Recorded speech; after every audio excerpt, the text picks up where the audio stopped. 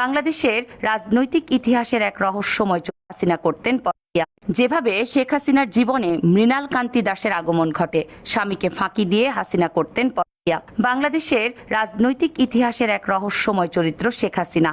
তার ব্যক্তি জীবনে, বিশেষ করে স্বামী ডক্টর ওয়াজেদ মিয়ার সঙ্গে তার সম্পর্ক এবং পরবর্তীতে এক তরুণ রাজনৈতিক কর্মী মৃণাল কান্তি দাসের সঙ্গে তার ঘনিষ্ঠতা নিয়ে নানা সময়ে আলোচনা সমালোচনা হয়েছে।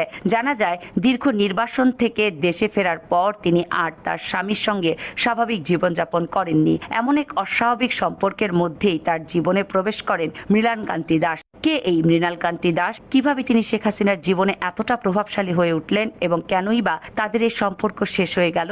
বিস্তারিত জানতে পুরো ভিডিওটি দেখুন। প্রথমে একটু ফিরে দেখা যাক শেখ হাসিনা ও তার স্বামী ডক্টর ওয়াজেদ মিয়ার সম্পর্কের দিকটা, এবং সেই সঙ্গে মৃণাল কান্তি দাসের আবির্ভাবের ঘটনাও জানা যায়। শেখ হাসিনা যখন 1981 সালের 17 মে দীর্ঘ নির্বাসন শেষে বাংলাদেশে ফিরে আসেন, তারপর থেকেই স্বামী স্ত্রীর স্বাভাবিক জীবন তাদের মধ্যে আর কোনোদিনও গড়ে ওঠেনি। বাস্তবে তারা একদিনও কিংবা একটি রাতও একসঙ্গে স্বামী স্ত্রী হিসেবে কাটাননি। ডক্টর ওয়াজেদ মিয়া শুরু থেকে জীবনের শেষ সময় পর্যন্ত মহাখালীর আণবিক কমিশনের কোয়ার্টারে থাকতেন। শেখ হাসিনা দেশে ফেরার পর স্বামীর ওই কোয়ার্টারেই থাকতেন বটে, তবে আশ্চর্যের বিষয় হলো ওয়াজেদ মিয়া নিজে থাকতেন একই কোয়ার্টারের ভেতরে আলাদা রেস্ট হাউসে। অর্থাৎ দুজন একই জায়গা থেকেও সম্পূর্ণ ভিন্ন ভিন্ন কক্ষে ভিন্ন ভিন্ন জীবনের দিন কাটাতেন।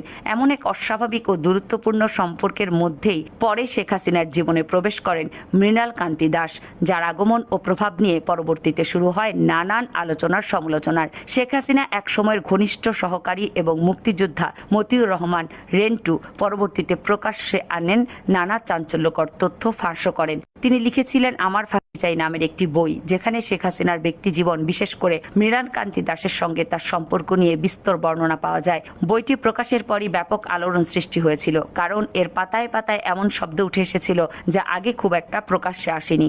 সেই বই থেকেই জানা যায় শেখ হাসিনার স্বামীর সঙ্গে তার সম্পর্ক প্রায় অদৃশ্যের মতোই ছিল। একসঙ্গে থাকার সময়ও তিনি স্বামীর কোয়ার্টারে কখনো মুখোমুখি হতেন না, এমনকি দেখা সাক্ষাতেরও প্রশ্নই ওঠে না। এই আচরণ অনেকের কাছেই ছিল রহস্যময়, যা বইয়ে আরো বিস্তৃতভাবে উঠে এসেছে। পরে যখন তিনি ধানমন্ডির 32 নম্বরে বঙ্গবন্ধু ভবনে এসে বসবাস শুরু করেন, তখনও তার জীবনে একটি কঠোর রুটিন বজায় থাকত। প্রতিদিন সন্ধ্যার নির্দিষ্ট সময়ে তিনি যেন এক ধরনের আনুষ্ঠানিক আয়োজনে নিজেকে প্রস্তুত করতেন। ঠিক সন্ধ্যার 1 ঘন্টা আগে গোসল করে শরীরে পাউডার দিতেন, হালকা সুগন্ধি মাখতেন, লম্বা চুল সুন্দর করে বেনি করতেন। এরপর নতুন শাড়ি ব্লাউজ পরে অত্যন্ত সজ্জিত ও পরিপাটি ভঙ্গিতে প্রস্তুত হতেন। সাজসজ্জা শেষ হলে তিনি একা বেরিয়ে যেতেন। সঙ্গে থাকত কেবল পরিবারের জিপ গাড়িটি এবং এর ড্রাইভার জালাল। কোনো কাউকে সঙ্গে নিতেন না, কোনো আত্মীয় বা সহচরও নয়। নিয়মিতভাবেই এই রহস্যময় বের হওয়া ঘটত, যেন এটি তার দৈনন্দিন জীবনের অবিচ্ছেদ্য অংশ। তিনি বাইরে থাকতেন প্রায় 2 ঘন্টা, এরপর নিঃশব্দে ফিরে আসতেন ধানমন্ডি সে ভবনে। শেখ হাসিনার চলাফেরার ধরন ছিল বেশ নিয়মতান্ত্রিক। শুধু সেই নির্দিষ্ট সময়টিতেই তিনি জিপ গাড়ি নিয়ে একা যেতেন অজ্ঞাত এক গন্তব্যে। এর বাইরে অন্য যে কোনো স্থানে যেতে হলে সঙ্গে পরিবার বা সহযোগীরা অবশ্যই থাকতো। তাই স্বাভাবিকভাবেই প্রশ্ন জাগে, তাহলে একা একা তিনি কোথায় যেতেন? কেনই বা এতটা গোপনীয়তা বজায় রাখতেন? আসলে 1987 সালে মুন্সিগঞ্জ হরগঙ্গা কলেজ ছাত্র সংসদের ভিপি তরুণ রাজনৈতিক কর্মী মৃণাল কান্তি দাসের সঙ্গে শেখ হাসিনার পরিচয় ঘটে। পরিচয়ের অল্প সময়ের মধ্যে মৃণাল কান্তি দাস বঙ্গবন্ধু ভবনে প্রায় দিন রাত অবস্থান করতে শুরু করেন। সে সময় শেখ হাসিনাও একই ভবনে বসবাস করতেন। পরিচয়ের পর থেকে ধীরে ধীরে পরিবর্তন আসে শেখ হাসিনার রুটিনে।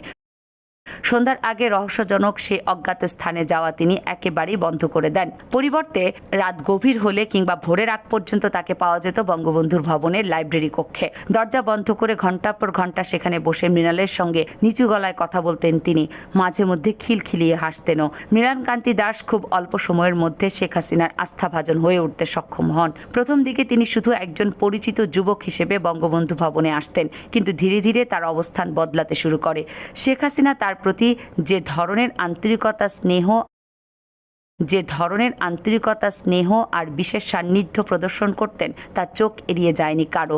ঘনিষ্ঠতার এমন প্রকাশ ছিল এতটাই দৃশ্যমান যে আশপাশের মানুষদের মধ্যে একদিকে জন্ম হয় তীব্র কৌতূহল, অন্যদিকে দেখা দেয় হিংসা স্রোত। অনেকেই ভাবতে শুরু করেন, মৃণালের কি এমন বিশেষত যে তিনি এত দ্রুত শেখ হাসিনার জীবনের গুরুত্বপূর্ণ জায়গা দখল করে নিলেন? ধীরে ধীরে গড়ে ওঠা সম্পর্কই শেষ পর্যন্ত তাকে শেখ হাসিনার সবচেয়ে ঘনিষ্ঠ জন হিসেবে প্রতিষ্ঠিত করে তোলে। সময়ের সঙ্গে সঙ্গে মৃণালের প্রভাব শুধু শেখ হাসিনার ব্যক্তি জীবনেই নয়, রাজনৈতিক পরিমণ্ডলেও বাড়তে থাকে। তার দাপট এমন পর্যায়ে গিয়ে পৌঁছায় যে আওয়ামী লীগের দীর্ঘদিনের সিনিয়র নেতৃবৃন্দ তার আচরণের শিকার হন। এক পর্যায়ে কেন্দ্রীয় কমিটির তৎকালীন জেনারেল সেক্রেটারি সৈয়দ সাজেদা চৌধুরীকে পর্যন্ত প্রকাশ্যে অপমান করে বঙ্গবন্ধু ভবন থেকে বের করে দেন তিনি।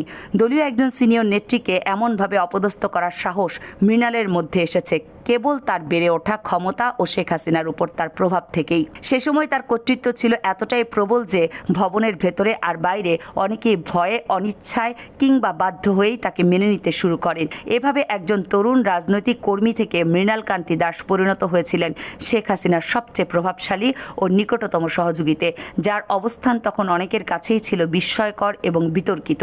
একদিনের ঘটনা, বঙ্গবন্ধুর ভবনের ভেতরে 4-5 জন মিলে তাস খেলছিলেন। দুপুর গড়িয়ে বিকেল, সময় তখন প্রায় 3টা বা 3:30।